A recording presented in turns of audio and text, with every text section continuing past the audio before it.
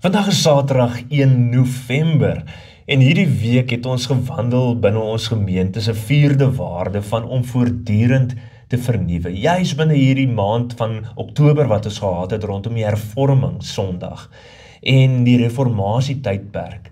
En om dan so terugskouend te kyk oor die verlede en die geskiedenis en hoe dit die kerk gevorm het en vir ons as Christene en gelowiges gehelp het om voortdurend te vernuwe.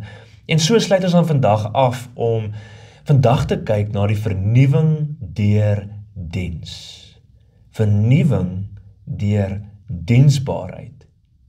Jy sien, vernuwing kom ook deur diens na ander, waar ons God se liefde in aksie uitleef.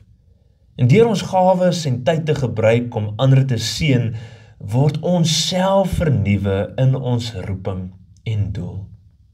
Ons wandel vandag en ons staan so stil in Galasiërs 5 vers 13 wat sê: "Julle broers en susters, julle is tot vryheid geroep. Moet net nie julle vryheid misbruik as 'n verskoning om sonde te doen nie, maar dien mekaar in liefde."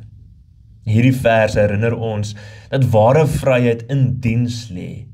Deur ander te dien weerspieël ons Christus se liefde en word ons harte vernuwe.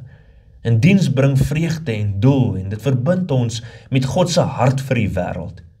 Vernuwing deur diens vra dat ons selfgesentreerdheid aflê en kyk na die behoeftes van ander.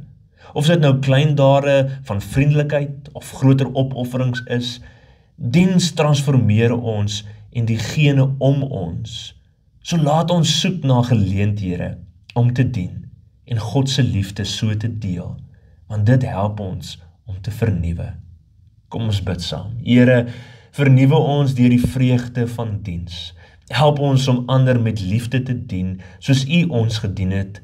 Gee ons oë om die behoeftes om ons te sien en harte om U liefde uit te dra. Amen.